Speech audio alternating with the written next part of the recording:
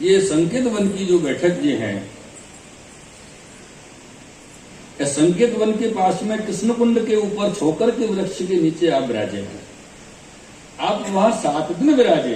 श्रीमद भागवत जी को पारायण भी आपने 7 दिवस में कियो है।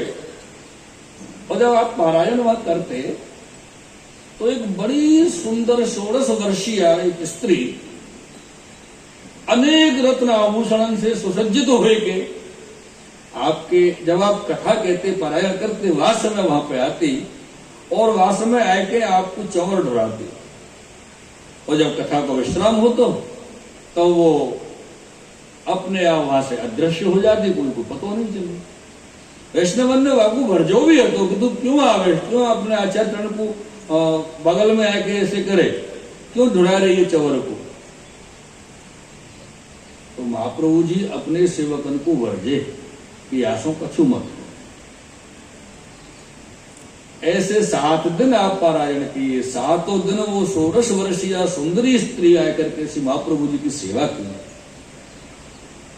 जब 7 दिन को कथा को आपके पारायण को विश्राम विराम भयो तो अपने सब सेवकन ने सब वैष्णवन ने आपको विनती की कृपानाथ ये स्त्री कौन है,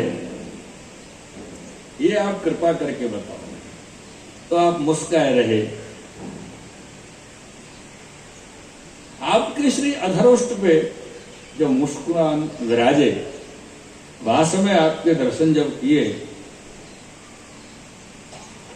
तो सौरे वैष्णवन को हृदय श्री महाप्रभु जी की श्री मुखारविंद के प्रसन्न चित्त के ऊपर अधरन की मुस्कुराहट में नछावर हो जाए। ऐसा आपको आनंद मुस्कुरावे को। और थोड़ी देर आप कुछ कहे नहीं, कोई आज्ञा किए नहीं, थोड़ी देर पीछे आप बोले आज्ञा किए कि ये जो स्त्री आती सेवा करवे ये संकेत वन की संकेत देवी है और या के मन में हमारी सेवा को बड़ो भाव हतो, सो ये सेवा करवे आके बहुत आरती या के मन में हमारी सेवा की रहती। क्योंकि सेवा वगर आरती के नहीं प्राप्त हो। आरती बहुत आवश्यक है। आरती वगर तो कछु प्राप्त नहीं हो।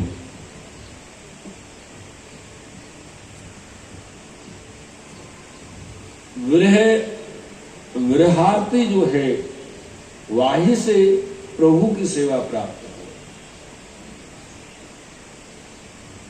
वहां से आप विजय किए तब अच्छे आप रीठौरे चंद्रावली जी के दर्शन किए। नंदगाम हो के आप पधारे हैं और नंदगाम में जो 5 सरोवर है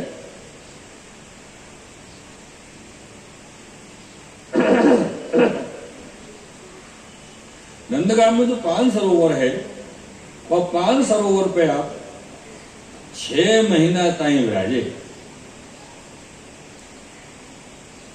और यहाँ पर आप आज्ञा किए कि श्री उद्धव जी महाराज यहाँ 6 महीना विराजे हते, याले हम यहाँ 6 महीना विराजेंगे। ऐसा आपको आज्ञा सब वैष्णवन के लिए हुई। और विचार आपने श्री आज्ञा करी कि यहाँ श्री हम नंद बाबा के लिए 6 महीना तक भागवत जी को पारायण अवश्य सुनाएंगे। क्योंकि यह 5 सरोवर पे नंद बाबा नित्य पूजन करने के लिए हम ऐसो आप वहां सब वैष्णवन को सेवकन को आज्ञा कर रहे बता रहे। और यहाँ 6 महीना रहेंगे तो यहाँ ठाकुर जी के जो क्रीड़ा स्थल है लीला स्थल ही उन सबके दर्शन करेंगे नंदगांव में। इससे चर्चा चल रही है। आप विराजे हैं, सब वैष्णव आपके वचनामृत आपकी वाणी को श्रवण कर रहे हैं कि अचानक एक लीला ये भाई एक घटना, एक मुगल वहां घोड़ा लेके आयो और वो मुगल आके अपने घोड़ा को 5 सरोवर में वहां पानी पियाओ, जल पिलायो।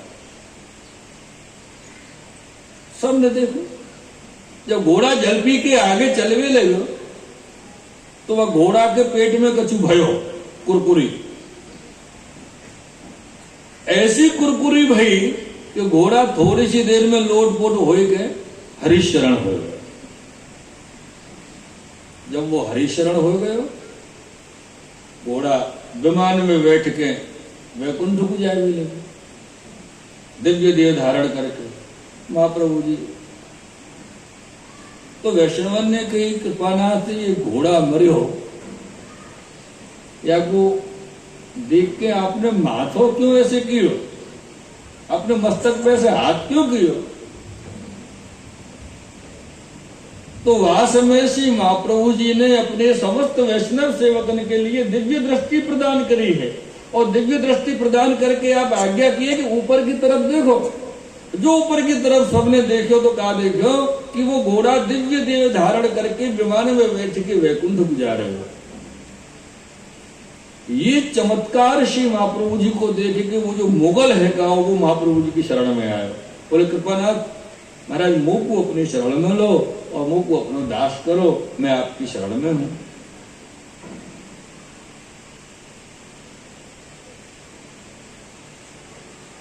तब ये मुगल ने श्री महाप्रभु जी को विनती की नहीं कि मुंह को अपने सेवक करो, तो महाप्रभु जी ने आज्ञा करी कि नहीं, अभी तो हम तुमको अंगीकार नहीं करेंगे, अगले जन्म में तुम्हारो अंगीकार होगा।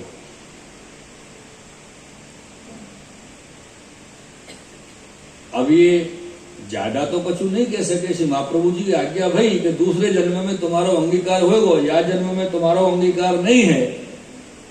ये बेचारो मुगल वहां से चले गए, लेकिन ऐसे श्री महाप्रभु जी के कोट कंदर लावण्य स्वरूप के जो दर्शन ये करके गए हो, या को सतत श्री महाप्रभु जी को ही चिंतन बनो।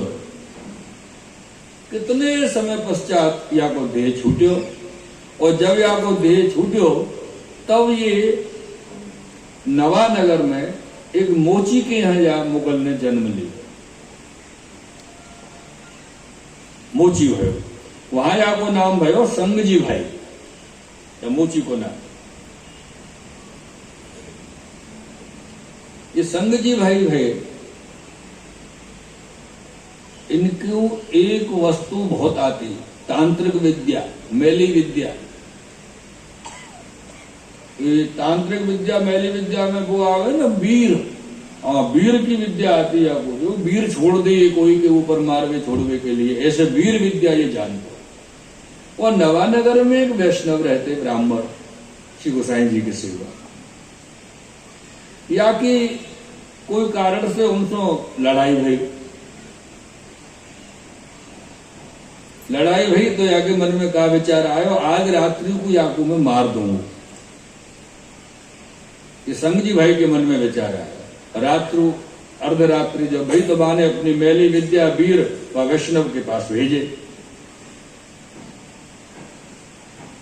और जब वो वीर वहां वैष्णव के घर गए वहां को मारवे, तो वहां के घर में प्रवेश न कर सके, घुस ही नहीं पाए वैष्णव के यहाँ। जब घुस नहीं सके, जा नहीं सके, पाछे फिर के जाके पास आए, और यहाँ से आके कही कि तूने हमको कहाँ भेजो है, वो तो श्री गोसाई जी को सेवक है, हम वहां नहीं जा सके, हमारी पहुंच नहीं है। ऐसे वाके मैली विद्या के वीरन ने आके वासो संगजी भाई सौंपे,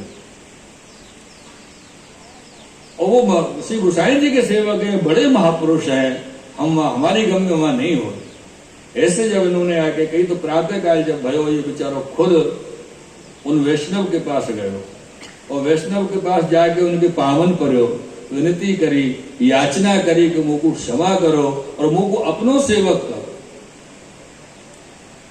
तो वो वैष्णव कहे कि देख, पहली बात तो ये कि तू ये मैली विद्या छोड़ दे, ये तंत्र मंत्र जंत्र यंत्र, ये नहीं, यंत्र नहीं छोड़ो, यंत्र की तो बहुत आवश्यकता सबको आजकल है।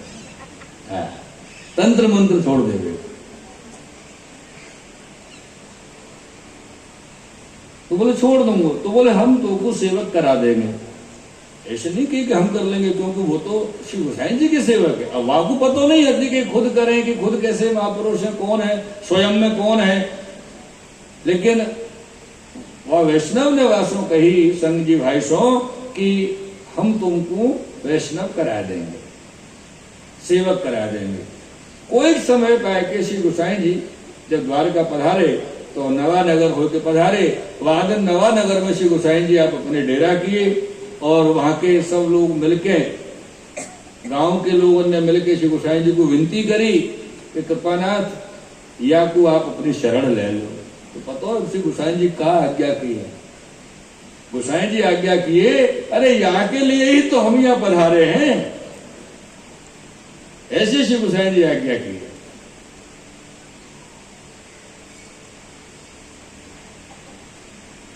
तो याकू अपनो सेवक कियो, नाम दीक्षा दई, ब्रह्म संबंध दीक्षा दई कराई याकू। और तदोपरांत में कुमकुम वस्त्र करके श्री गोसाई जी या के लिए सेवा के लिए पधराए, चरणारविंद की सेवा या के लिए पधराई।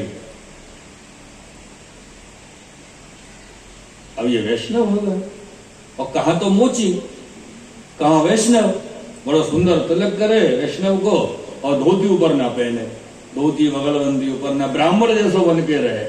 तो वहां के जो ब्राह्मण समाज और वहां को यहाँ से ईर्ष्या हुई, ले मोची है कि ब्राह्मण बन के घूम रहे हो। तो वहां गांव को एक राजा हो, जमात कांची, सब ब्राह्मण ने जाके जमात कांची राजा सो शिकायत करी कि वो जो सांगजी भाई मोची है वो हम सब ब्राह्मणन की चाल चल रहे हो, ब्राह्मण बन रहे हो। तो वाकू बुलाए सांगजी भाई को, बोले क्यों रे तू ब्राह्मणन की चाल क्यों चल रहे हो? तो याने कही राजा सो महाराज मोकू श्री गोसाई जी ने ब्राह्मण की ओर, अब मैं मोची नहीं हूं, अब मैं गोसाई जी की कृपा से ब्राह्मण हो गए हो। तो वास में राजा ने कही कि दूध में से छाछ हो वो तो सही, पर क्या छाछ को दूध हो? ऐसा कैसे है सके? ब्राह्मण अधम होए तो शूद्र होए, लेकिन शूद्र ब्राह्मण होए ऐसा कैसे हो सके? तो वो संगजी भाई ने राजा से कही, बोले महाराज अगर छाछ में से दूध हो जाए तो जानोगे? राजा बोले ठीक, ये बात सही है। इतने में राजा जमात काची ने एक छाछ की भरी मटुकिया मंगाई और ढक के वहां रखी। सब समाज एकत्रित भयो, सब ब्राह्मण इकट्ठे भये, एकत्रित भये, पूरी सभा जुड़ी, राजा सब सामने आती है। और ये वैष्णव संगजी भाई ने वह जगह पे स्थान के सबके सामने कही कि अगर मोकू श्री गोसाई जी ने ब्रह्म संबंध दीक्षा करा के ब्राह्मण कीनो है तो छाछ में सो दूध हो जाए, और यदि मैं शूद्र को शूद्र ही हूं तो छाछ की छाछ रहे। ऐसे इन्हें कर। और जब वह मटकिया को खोल के देखो तो छाछ में से दूध हो। ऐसो श्री गोसाई जी को प्रताप वहां जगह सबके सामने ये सांगजी भाई ने प्रकट किया। मेरे प्रियजनों, अब तो सबके मन में ये आवी लगी कि हम श्री गोसाई जी के सेवक हों। इतना चमत्कार गोसाई जी को सेवक में कि गोसाई जी को नाम ले कि छाछ से दूध बना दियो, छाछ में से दूध में से छाछ में से दूध हो गए, हम होंगे। अब गोसाई जी तो पधारे द्वारका वास में, फिर कोई समय धीरे वापस जब अपने गोकुल के लिए श्री गोसाई जी पधार रहे हते वासों, बीच में फिर नवानगर स्थान आयो। आप रुके तो पूरो गांव जमात काची राजा सहित श्री महाप्रभु जी की शरण भयो और श्री महाप्रभु जी को सेवक भयो और पूरो गांव वैष्णव भयो और पूरो गांव श्री ठाकुर जी की सेवा करने लगे। और कोई वह जब बापू संगजी भाई को कोई रोक तो टोक तो नहीं है, तो बोले भैया यहाँ की तो बात ही अलग है, श्री गोसाई जी ने यहाँ को ब्राह्मण जो की ऐसा सामर्थ्य श्री महाप्रभु जी, श्री गोसाई जी, सातों लाल जी और आज के बालकन में प्रश्न विराज है।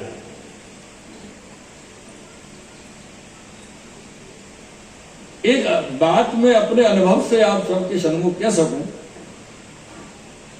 जितने भी आप वैष्णव यहाँ उपस्थित हैं, कोई ना कोई वैष्णव ने जरूर कोई ना कोई बालक के संग में अनेक अनेक प्रकार के ऐसे अनुभव अवश्य किए होंगे कि वह जगह पे वल्लभ कुल के बालक ने अपने वल्लभ स्वरूप को दर्शा के आपको कृपा करें।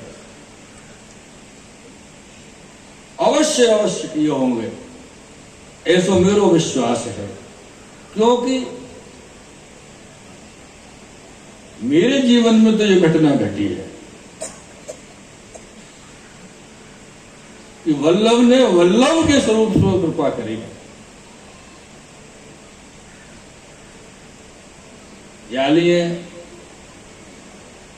सदैव अपन को श्री आचार्य चरण श्री महाप्रभु जी को जो ध्यान है, जो स्वरूप है, उनको जो चिंतन है, और आज के बालकन को जो स्वरूप चिंतन है, वहां में कोई भेद करके अपन को नहीं चलना। सदैव अपन को श्री महाप्रभु जी और आज के जो बालक है श्री महाप्रभु जी को ही स्वरूप है, ऐसा मान के आप चलोगे। अगर आप पे ऐसी कृपा कबू न भई होगी, कोई कोई पे जो शेष रही होगी वो भी हो जाएगी। ये व्यास गद्दी से हम कहें।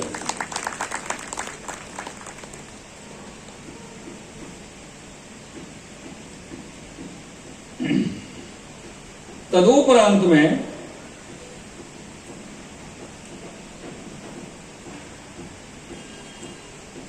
श्री आचार्य जी महाप्रभु जी ये चरित्र नंदगाम की बैठक में आप दर्शन कराए, और आप और हम सब मिलके या नंदगाम की बैठक में श्री महाप्रभु जी के सन्मुख में दंडवत प्रणाम कर रहे हैं। श्री वल्लभाधीश की जय। आप नंदगाम से विजय किए हैं।